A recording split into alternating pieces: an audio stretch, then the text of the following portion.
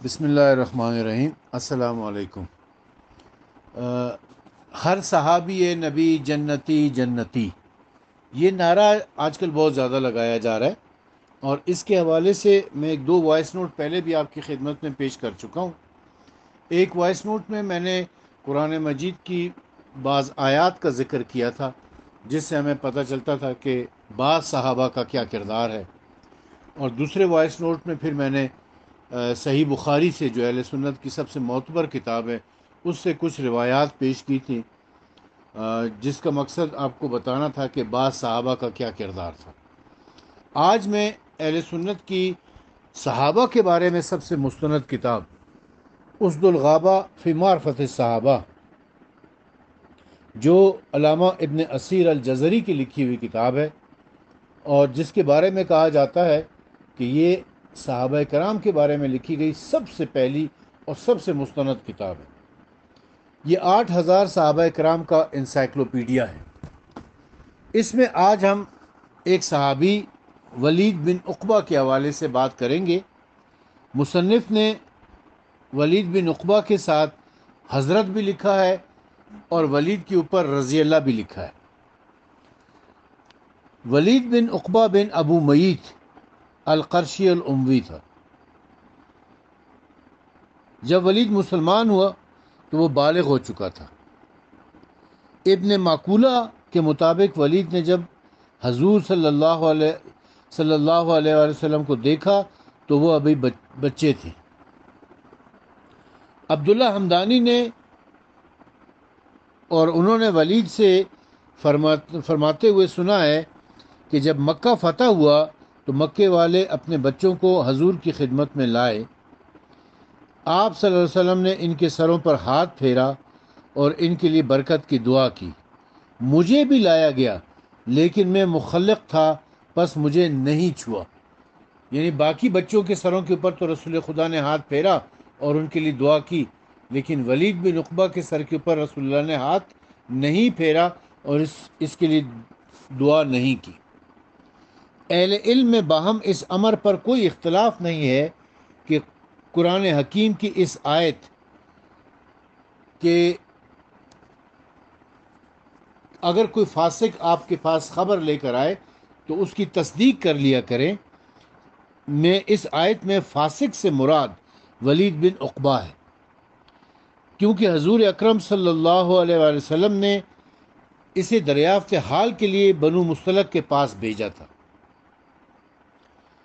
اس نے واپسی پہ یہ رپورٹ دی کہ قبیلہ مذکور مرتد ہو گیا ہے اور ادائے زکوٰۃ سے انکار کر دیا ہے، حالانکہ وہ لوگ اس کے استقبال کے لیے نکلے تھے۔ ولید نے دیکھا تو ڈر گیا اور بھاگ آیا۔ آپ صلی اللہ علیہ وسلم نے تحقیق حال کے لیے خالد بن ولید کو بھیجا۔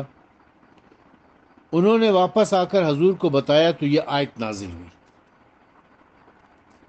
حضرت عثمان کے عہد خلافت میں جب سعد بن ابی وقاص کو ولایت کوفہ سے معزول کیا گیا تو ولید بن عقبہ کو ان کی جگہ پر مقرر کیا گیا۔ جب وہ سعد بن ابی وقاص کے پاس پہنچا تو کہنے لگا کہ میں سمجھ نہیں سکا کہ ہمارے بعد تم بہت عقل مند ہو گئے ہو یا ہم تمہارے بعد احمق ہو گئے ہیں۔ اس نے جواب میں کہا کہ ابو اسحاق، پریشان مت ہو، یہ ملک ہے، صبح کو اسے ایک آدمی کھاتا ہے اور شام کو دوسرا۔ سعد بن ابی وقاص کہنے لگے میرا خیال ہے کہ تم اسے جلد ہی سلطنت بنا دو گے۔ اسمعی، ابو عبیدہ اور کلبی وغیرہ کی رائے ہے کہ ولید کو شراب کی لت تھی اور وہ اچھا شاعر تھا، چنانچہ عمر بن شبتہ نے ہارون بن معروف سے، انہوں نے زمرہ بن ربیع سے اور انہوں نے ابن شوذب سے روایت کی ہے کہ ولید نے اہل کوفہ کو صبح کی 4 رکعت نماز پڑھائی اور کہنے لگا کیا اس میں اضافہ کروں؟ یعنی صبح کی نماز جو ہے نا وہ تو 2 رکعت ہوتی ہے، تو اس نے 4 رکعت پڑھا دی نشے کی حالت میں۔ عبداللہ ابن مسعود رضی اللہ تعالیٰ عنہ کہنے لگے تم ہمارے ساتھ آج تک یہی کرتے رہے ہو، یعنی اس سے پہلے بھی جو تم نمازیں پڑھاتے رہے ہو وہ نشے کی حالت میں پڑھاتے رہے ہو۔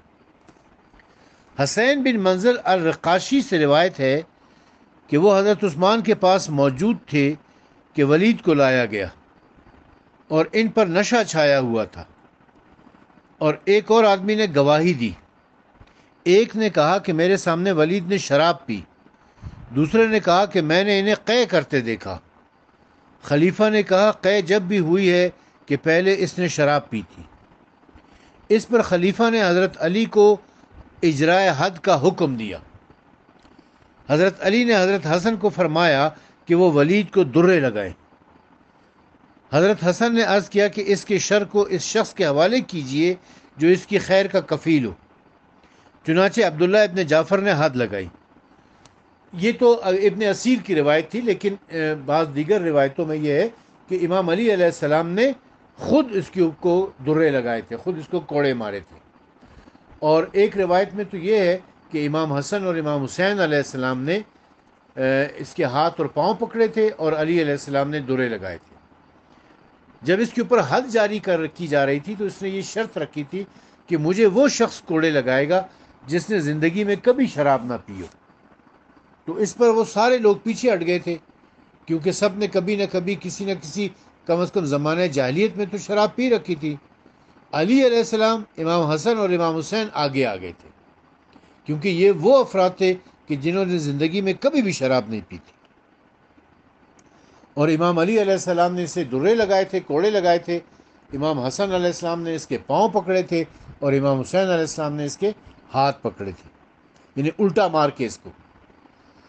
ابن عمر لکھتے ہیں کہ محدثین کی رائے میں صحیح واقعہ یہ ہے کہ ولید نے شراب پی، قے کی اور نماز صبح میں 4 رکعتیں ادا کی۔ جب حضرت عثمان شہید ہوئے تو ولید نے علیحدگی اختیار کر لی۔ ایک روایت میں ہے کہ جنگ صفین میں امیر معاویہ کے لشکر میں شامل تھا۔ ایک دوسری روایت میں ہے کہ جنگ میں تو شریک نہ ہوئے، لیکن خط و کتابت اور اشعار کے ذریعے امیر معاویہ کو اکساتا رہا۔ ابن اسیر نے الکامل فی التاریخ میں اس کی تفصیل لکھی ہے۔ یہ تو ایک صحابی تھا ولید بن عقبہ، جس کے بارے میں نے آپ کی خدمت میں کچھ اسد الغابہ سے پیش کیا ہے۔ اب ایک اور صحابی ہے، بسر بن ارطا۔ اس کے بارے میں بھی میں اسد الغابہ فی معرفت الصحابہ جلد نمبر 1 صفحہ نمبر 270، 71 اور 72 سے آپ کی خدمت میں کچھ گزارشات پیش کرتا ہوں۔ بسر بن ارطا کے بارے میں لکھا ہوا ہے کہ بسر بن ارطا، یہ بسر ارطا کے بیٹے ہیں، اور بعض لوگ کہتے ہیں کہ ابو ارطا کے بیٹے۔ حضرت بسر کی کنیت ابو عبد الرحمن ہے۔ ان کا شمار اہل شام میں ہوتا ہے۔ اس نے اس کے ساتھ حضرت بھی لکھا ہے اور بسر کے اوپر رضی اللہ بھی لکھا ہے۔ یحییٰ بن معین نے اور احمد بن حنبل وغیرہ نے کہا ہے کہ جب رسول اللہ کی وفات ہوئی تو یہ کم سن تھا، اور اہل شام کہتے ہیں کہ اس نے رسول اللہ سے حدیثیں سنی ہیں۔ یہ من جملہ ان لوگوں کے ہے جنہیں حضرت عمر بن خطاب نے عمرو بن العاص کی مدد کے لیے فتح مصر کے وقت بھیجا تھا۔ مگر اس میں بھی اختلاف ہے۔ جن لوگوں نے اس کا تذکرہ کیا ہے، ان لوگوں میں کیا ہے کہ انہوں نے کہا کہ یہ 4 آدمی تھے: زبیر، عمیر بن وہاب، خارجہ بن حذافہ اور بسر بن ارطا۔ اور اکثر لوگ کہتے ہیں کہ یہ لوگ زبیر اور مقداد اور عمیر اور خارجہ۔ ابو عمر نے کہا ہے کہ یہی صحیح ہے۔ ابو عمر نے کہا ہے کہ اس میں کوئی اختلاف نہیں کہ مقداد فتح مصر میں شریک تھے۔ جنادہ بن ابی امیہ سے نقل ہے کہ وہ کہتے ہیں کہ ہم دریا کے سفر میں بسر بن ارطا کے ہمراہ تھے۔ ایک چور ان کے سامنے لایا گیا جس کا نام مصدر تھا۔ اس نے کچھ چوری کی تھی، تو بسر نے کہا کہ میں نے رسول اللہ سے سنا ہے کہ آپ فرماتے تھے کہ سفر میں چور کے ہاتھ نہ کاٹے جائیں۔ بسر جنگ صفین میں معاویہ کی طرف سے تھا۔ حضرت علی اور ان کے اصحاب کے لیے بہت سخت تھا۔ ابو عمر نے کہا کہ یحییٰ بن معین کہتے ہیں کہ بسر صحابی نہیں ہے، اور کہتے ہیں کہ وہ برا آدمی تھا، اس وجہ سے کہ اسلام میں اس سے بہت سے ناشائستہ کام ہوئے ہیں۔ من جملہ اس کے وہ مورخین اور محدثین نے نقل کیا ہے کہ اس نے عبد الرحمن اور قسم کو، جو دونوں عبید اللہ بن عباس بن عبد المطلب کے بیٹے تھے، ان کی ماں کے سامنے ذبح کر دیا، اور یہ دونوں بچے کم سن تھے۔ معاویہ نے انہیں حجاز اور یمن کی طرف بھیجا تھا تاکہ شیعہ نے علی کو قتل کر دیں اور معاویہ کے لیے لوگوں سے بیعت لیں۔ چنانچہ یہ مدینہ منورہ آیا اور وہاں بہت برے برے کام کیے اور یمن گیا، اور اس وقت یمن میں عبید اللہ بن عباس حضرت علی بن ابی طالب کی طرف سے عامل تھے۔ عبید اللہ وہاں سے بھاگ گئے۔ پس جب بسر وہاں پہنچا تو یہ فعل یعنی ان کے صاحبزادوں کو ذبح کرنا وہیں کیا ہے، اور بعض لوگوں کا قول ہے کہ بسر نے یہ فعل مدینے میں کیا ہے، مگر پہلا قول زیادہ مشہور ہے۔ ابو عمر نے کہا ہے کہ دار قطنی نے لکھا ہے کہ بسر بن ارطاء صحابی تو ہیں، مگر نبی کے بعد وہ مستقیم نہیں رہے۔ جب انہوں نے حضرت عبید اللہ کے صاحبزادوں کو قتل کیا تو ان کی والدہ عائشہ بنت عبد المدان ان کو سخت صدمہ ہوا، اور انہوں نے یہ چند اشعار کہے، جس میں سے ایک شعر یہ ہے کوئی جس نے میرے ان دونوں پیارے بچوں کو دیکھا ہو، جو مثل ان دونوں موتیوں کے تھے جو ابھی صدف سے نکلے ہوں۔ یہ اشعار مشہور ہیں۔ پھر انہیں جنون ہو گیا، یعنی وہ ذہنی توازن ان کا خراب ہو گیا، وہ ذہنی توازن کھو بیٹھی تھی۔ موسم حج میں لوگوں کے سامنے کھڑے ہو کر اس شعر کو پڑھتی تھی اور اپنے چہرے پر تماچے مارتی تھی، اور اس واقعے کو ابن انباری، مبردہ اور طبری اور ابن کلبی وغیرہ نے ذکر کیا ہے۔ پھر بسر مدینے گیا۔ مدینے کے بھی بہت سے لوگ بھاگ گئے، جن میں جابر بن عبداللہ انصاری رضی اللہ تعالیٰ عنہ اور حضرت ایوب انصاری وغیرہ شامل تھے۔ وہاں بھی بسر نے بہت سے لوگوں کو قتل کیا اور یمن میں قبیلہ ہمدان پر بہت طاقت کی اور ان کی بیویوں کو لونڈی بنایا۔ یہ قبیلہ ہمدان وہی ہے جو امام علی علیہ السلام کی تبلیغ کی وجہ سے مسلمان ہوا تھا۔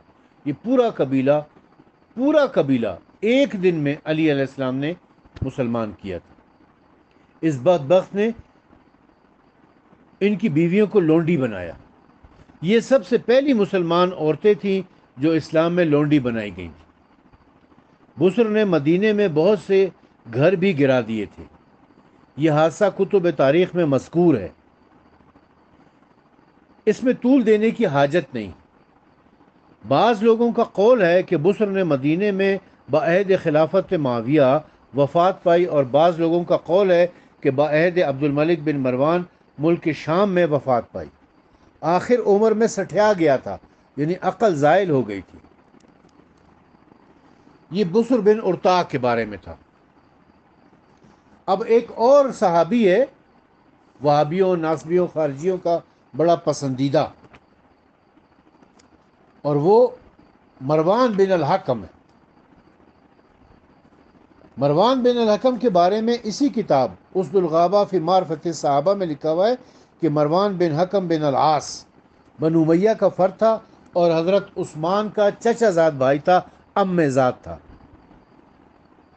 کہتے ہیں کہ حضور اکرم کے عہد میں پیدا ہوا، کوئی کہتا ہے کہ ہجرت کے دوسرے سال پیدا ہوا۔ مالک کے مطابق غزوہ احد کے دن، کسی کے نزدیک غزوہ خندق کے دن، کسی کے خیال میں فتح مکہ کے دن، اور بعض کی رائے میں غزوہ طائف کے دن پیدا ہوا۔ یہ حضور اکرم کی زیارت سے محروم رہا ہے، مگر اس کے باوجود اسے صحابہ میں شمار کیا گیا ہے، اس کے ساتھ حضرت لکھا گیا ہے، اور اس کے نام کے اوپر رحمت اللہ علیہ لکھا گیا ہے۔ حیرت ہوتی ہے ان مسلمانوں کے اوپر، کیونکہ بچپن میں جب حضور نے اس کے والد کو جلا وطن کر دیا تھا تو یہ طفل نادان تھا، یعنی اس کے باپ کو، حکم بن العاص کو، رسول خدا نے مدینہ بدر کیا تھا، اور مدینہ بدر کرنے کی وجہ یہ تھی کہ اس کا باپ جو تھا حکم بن العاص، وہ رسول اللہ کا منہ چڑھایا کرتا تھا، رسول اللہ کی نقلیں اتارا کرتا تھا، ایک مرتبہ تو خود رسول اللہ صلی اللہ علیہ وآلہ وسلم نے اسے یہ قبیح حرکت کرتے ہوئے دیکھا تھا، جس پر سزا کے طور پر اسے مدینہ بدر کر دیا گیا تھا۔ اور مروان اس وقت چھوٹا تھا تو وہ اپنے باپ کے ساتھ ہی مدینہ بدر ہو گیا تھا۔ اس نے یہ عرصہ طائف میں بسر کیا تھا۔ جب حضرت عثمان خلیفہ ہوئے تو انہوں نے خط لکھ کر حکم کو بلا لیا اور اسے اپنے قریب کر لیا۔ ایک دن حضرت علی نے حکم کو دیکھا تو کہنے لگے، خدا تجھے تباہ کرے، اللہ امت محمدیہ کو تم سے اور تمہارے بیٹے کے شر سے محفوظ رکھے۔ مروان اس وقت تک جوان ہو چکا تھا اور حضرت عثمان نے اپنی بیٹی مریم کی شادی مروان کے ساتھ کر دی اور پھر مروان کو اپنا جنرل سیکرٹری یا دوسرے لفظوں میں کہیں کہ وزیر اعظم مقرر کر دیا، جس کی وجہ سے تمام اختیارات اس کے ہاتھ میں آ گئے تھے۔ اور یہ وہی شخص تھا کہ جو حضرت عثمان کے نام سے جعلی خطوط لکھا کرتا تھا، ان کی مہر کو غلط طور پر استعمال کیا کرتا تھا، دیگر صحابہ کرام کو گالیاں دیا کرتا تھا، اور خصوصاً علی اور اولاد علی کے اوپر سب و شتم کرنا اور لعن طعن کرنا اس کا شیوا رہا ہے۔ حقیقت یہ ہے کہ حضرت عثمان کے قتل کا سبب یہی شخص بنا ہے، اور یہ راز کہ یہ حضرت عثمان کے نام سے جعلی خطوط لکھتا تھا اور ان کی اسٹیمپ کو، ان کی مہر کو غلط طور پر استعمال کرتا تھا، یہ بات خود حضرت عثمان کی بیٹی اور مروان کی بیوی مریم نے بتائی تھی۔ مروان کو لوگ خیط الباطل کہتے ہیں کیونکہ یوم الدار کے موقع پر کسی شخص نے اس کی گردن پر وار کیا تھا، جس سے اس کی ایک رگ کٹ گئی تھی اور وہ کبڑا ہو گیا تھا۔ جب شام میں مروان سے لوگوں نے بیعت کی تو اس کے بھائی عبد الرحمن نے، جو ایک بے باک اچھا شاعر تھا، مروان کے طور طریقے سے پسند نہ تھے، یہ اشعار کہے: بخدا میں نہیں جانتا، اس لیے میں اسے کسی کی بیوی سے پوچھتا ہوں کہ تو اس آدمی کے ساتھ کیسے گزر بسر کرتی ہے جو کبا ہے۔ خدا اس قوم کا بھلا نہ کرے جنہوں نے خیط الباطل کو اپنا امیر بنا رکھا ہے، جو اپنی مرضی سے جس کو چاہتا ہے نوازتا ہے اور جسے چاہتا ہے محروم رکھتا ہے۔ یعنی اس کا، مروان کا لقب ہی خیط الباطل ہو گیا تھا، ٹیڑھا باطل۔ خیط الباطل کا مطلب ہوتا ہے ٹیڑھا باطل۔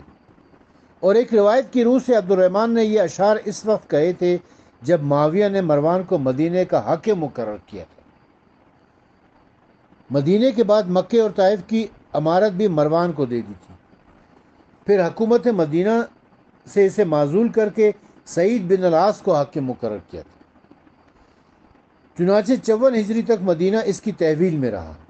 اس کی معزولی کے بعد ولید بن عتبہ بن ابی سفیان کی وفات تک، معاویہ کی وفات تک ولید بن عتبہ بن ابو سفیان مدینہ کا حاکم رہا ہے۔ جب معاویہ بن یزید بن معاویہ اپنے جانشین مقرر کیے بغیر تخت خلافت کو چھوڑ کر اپنے باپ دادا پر لعنت کرتا ہوا تخت خلافت کو چھوڑ کر چلا گیا تو بعض لوگوں نے شام میں مروان بن حکم کی خلافت پر اس سے بیعت کر لی۔ اس طرح ضحاک بن قیس الفہری نے شام ہی میں عبداللہ بن زبیر کے نام پر لوگوں سے بیعت لی۔ چنانچہ دمشق کے نواح میں مرج راحت کے مقام پر دونوں میں جنگ ہوئی، جس میں ضحاک مارا گیا اور شام اور مصر پر مروان کا قبضہ ہو گیا۔ اسی اثناء میں مروان نے خالد بن یزید کی ماں سے نکاح کر لیا تاکہ خالد کو خفیف کرے، یعنی نیچا دکھائے، اسے اس کی انسلٹ کی جائے۔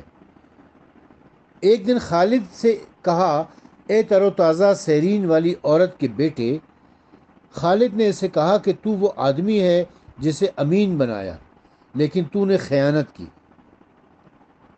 خالد کی ماں سے شکایت کی کہ ماں نے کہا کہ تم مروان کو نہ بتانا کہ تم نے مجھ سے اس واقعے کا ذکر کیا ہے۔ جب مروان خالد کے گھر آیا تو وہ اپنی لونڈیوں سمیت اٹھ کھڑی ہوئی اور اسے گلا گھونٹ کر مار دیا۔ اس کی مدت حکومت 9 یا 10 مہینے تھی۔ یہ ان لوگوں میں سے ہے جو عورتوں کے ہاتھوں قتل ہوا تھا۔ یہ مروان بن الحکم کے بارے میں نے بیان کیا ہے۔ آج اہل سنت کے، وہابیوں کے، دیوبندیوں کے، خارجیوں اور ناصبیوں کے 3 پسندیدہ صحابیوں کا ذکر کیا ہے ہم نے، اور وہ بھی اہل سنت کی مستند ترین صحابہ کے بارے میں لکھی ہوئی کتاب اسد الغابہ فی معرفت صحابہ سے۔ انشاءاللہ العزیز خدا نے توفیق دی تو اس سلسلے کو جاری رکھیں گے اور مزید صحابہ کے بارے میں بھی بیان کرتے رہیں گے۔